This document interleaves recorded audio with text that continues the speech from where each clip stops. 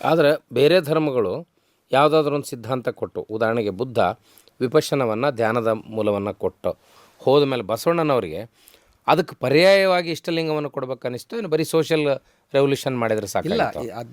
ನಮ್ಮಲ್ಲಿ ಇಷ್ಟಲಿಂಗ ಕೊಡೋದರಲ್ಲಿ 3 ಕಾರಣಗಳನ್ನು ನಾವು ಗುರುತಿಸಬೇಕು. ಮೊದಲನೇ ಕಾರಣ, ಬಸವಣ್ಣನ ಸಂದರ್ಭದಲ್ಲಿ ಮನುಸ್ಮೃತಿಯ ಅನುಷ್ಠಾನ ಇತ್ತಲ್ಲ, ಬುದ್ಧಗೆ ಮೊದಲು ಇರಲಿಲ್ಲ ಅದು. ಮನುಸ್ಮೃತಿ ಅನುಷ್ಠಾನ ಬುದ್ಧನ ಕಾಲದ ನಂತರ ಬಂತಂತ, ನಂತರ ಮತ್ತೆ 5,000 ಸಾವಿರ ವರ್ಷದಿಂದ ಅಂತ ಹೇಳ್ತಾರೆ. ಇಲ್ಲ, ಸ್ಮೃತಿಗಳು ಬಂದಿರೋದು ಆಮೇಲೆ. ಎಲ್ಲ ವೈದಿಕ ಸಾಹಿತ್ಯ ಹುಟ್ಟು ಪಡೆದಿದ್ದೇ 2000 ಈ ಕಡೆ. ವೇದಗಳು ಇದ್ದವು, ಬಾಯಿಂದ ಬಾಯಿಗಿದ್ದು ಅಂತ ಹೇಳ್ತಾರೆ ಅವರು, ಇದ್ದವು ಅವು. ಈ ಸ್ಮೃತಿಗಳು ಆಮೇಲೆ ಹುಟ್ಟುತ್ತವೆ. ಇವೆಲ್ಲ ಸ್ಮೃತಿಗಳು ಹೊಡೆತ ತಿಂದು ಅದನ್ನು ತಡೆಯೋದಕ್ಕೆ ಹುಟ್ಟಿದಂಥ ತಂತ್ರಗಳವು. ಅಂದರೆ ಬುದ್ಧನಿಂದ ಮಹಾವೀರನಿಂದ ಹೊಡೆತ ತಿಂದ್ರಲ್ಲ ಅವರು, ತಿಂದ ಮೇಲೆ ಈ ಮನುಸ್ಮೃತಿಯನ್ನು, ಜಾತಿ ಉಪಜಾತಿಗಳನ್ನ ಹುಟ್ಟು ಹಾಕ್ತಾ ಬರ್ತಾರೆ ಅವರು.